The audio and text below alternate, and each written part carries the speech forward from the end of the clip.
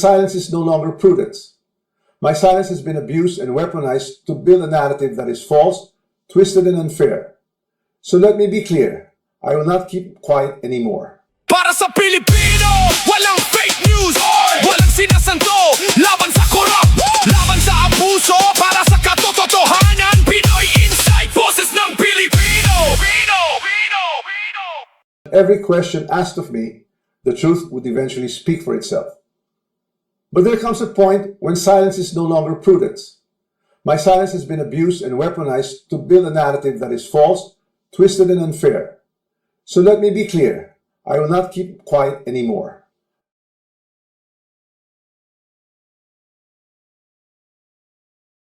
Para sa Pilipino, walang fake news, walang sinasanto, laban sa korap, laban sa abuso, para sa katotohanan, Pinoy Insight, boses ng Pilipino.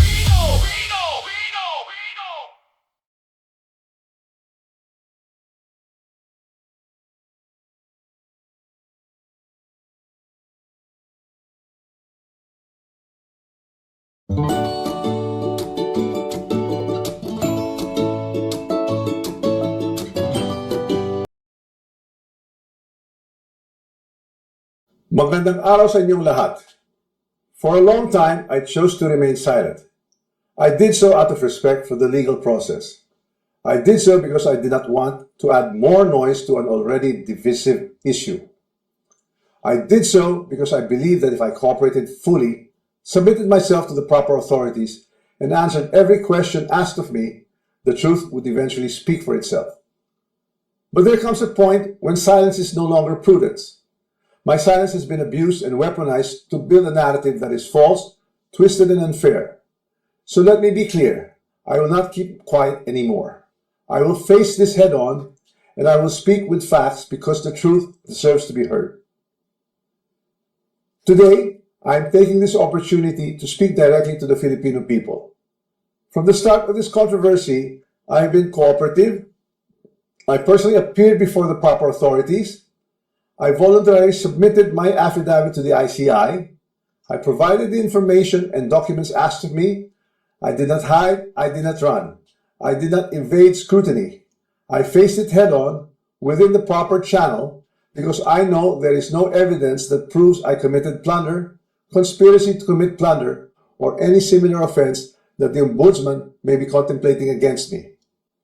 And because I have nothing to hide, I am today authorizing the immediate public release of the affidavit I submitted, together with all supporting information so that the Filipino people can judge for themselves who has been transparent and who is simply being politically targeted. Now let us address the most absurd accusation of all, that I am supposedly the mastermind of this corruption scheme.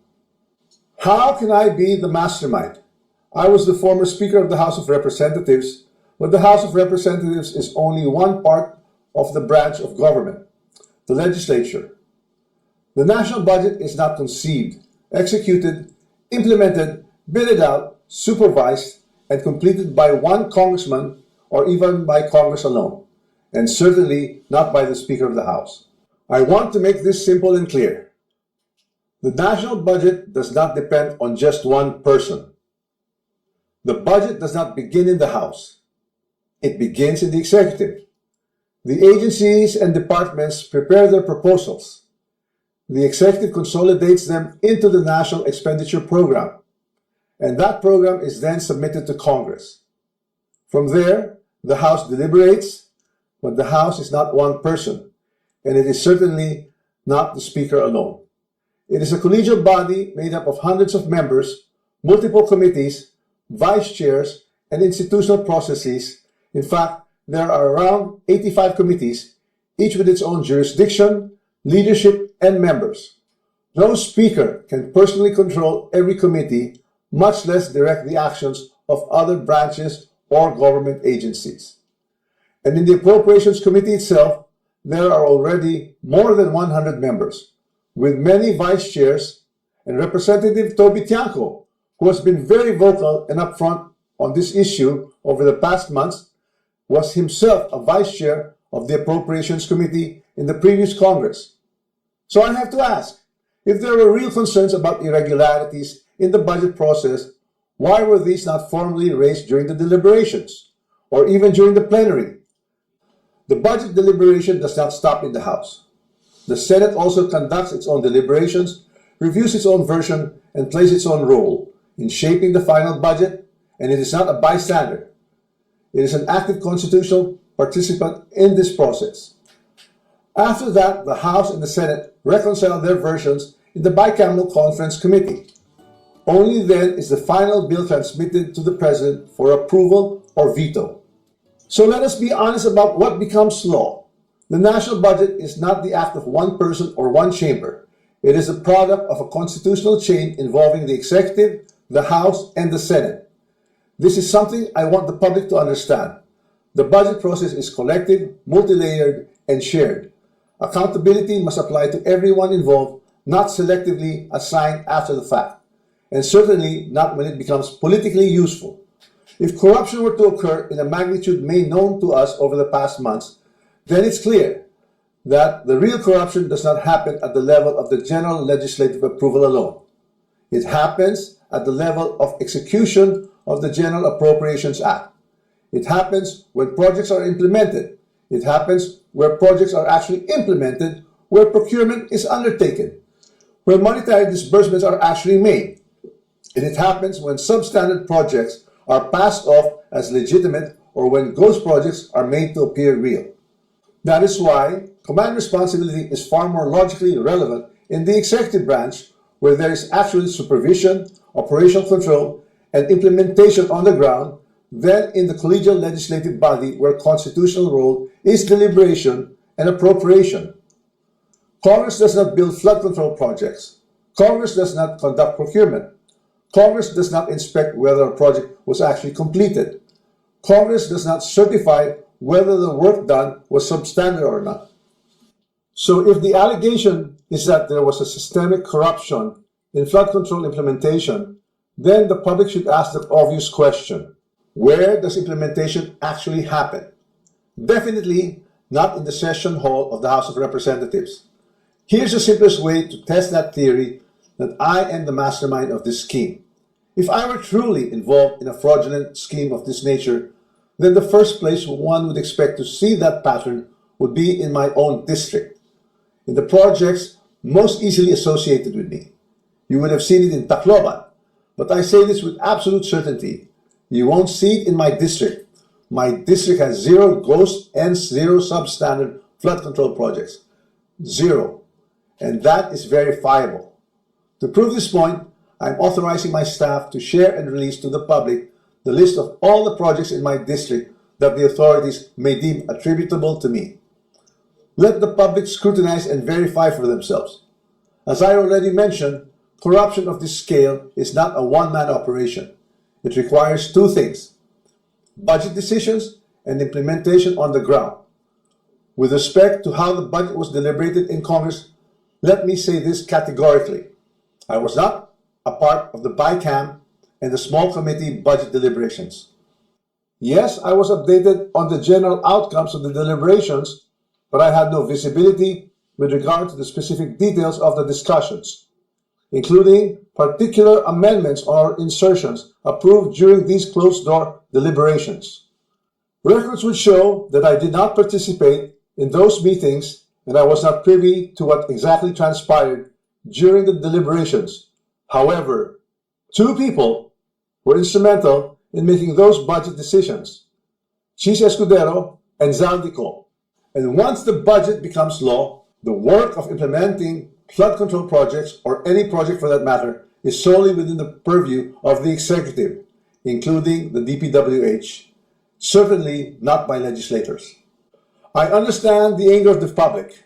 The Filipino people have every right to be angry because stolen public funds are taxes derived from hard-earned money. I'm not asking the public to look away. I'm asking everyone to look where the evidence points, not where it is politically convenient or politically motivated. So I ask the Ombudsman and the public these questions: who has been named in sworn testimonies and affidavits? Whose name actually appeared in credible accounts made under oath? If there are sworn accounts pointing to other personalities across the chain, whether in budget deliberations or in implementation, then those leads must be pursued with the same seriousness and the same urgency. Accountability cannot be selective. For months, I chose silence because I believe in our legal system and in the rule of law. But my silence is now being exploited with politically engineered and fabricated narratives. What's even more disturbing, and this is something that cannot be ignored, is that there are emerging indications that certain sectors are attempting to weaponize individuals, including Zaldico, to construct a narrative that serves their own interests. So when the legal processes is being used against me as a political demolition job, then I will have no choice but to defend myself. And I will defend myself fully. I will not allow myself to be turned into the scapegoat so that others who are actually accountable can walk away clean. If this is a political play to push me out and close the story, tarnishing my name and my reputation, then I'm telling everyone now, I will not go quietly and I will not go alone. I will not be the fall guy for other people's corruption. I have been in public life long enough, I have seen enough, I have heard enough. I know many things about this current administration and past administrations as well. And I say this carefully. If this matter is to be handled as a legal issue, then let it be handled legally, soberly, and according to evidence. But if certain people insist on waging this in the court of public opinion, then I will have no choice but to defend myself publicly as well. To the Ombudsman, I say this with full respect. If your office truly believes in justice, then follow the sworn statements, follow the records, and follow the evidence all the way. Do not stop where it is politically convenient. Do not settle for the easiest headline. Do not confuse public pressure with prosecutorial duty. What I ask of the Office of the Ombudsman is simple. Follow the rule of law and due process. This is a serious matter and it should be handled with seriousness, not with haste, theatrics, or shortcuts. I am ready and willing to respond to every allegation in the proper forum, through the proper pleadings, motions, and submissions that the law allows. And to those who think they can throw me under the bus to save themselves, this is what I have to say to you. I am ready to defend my name. My silence should not be mistaken for weakness, ignorance, or fear. I know enough to defend myself, and if I am forced to do so in public, I will. Maraming salamat po.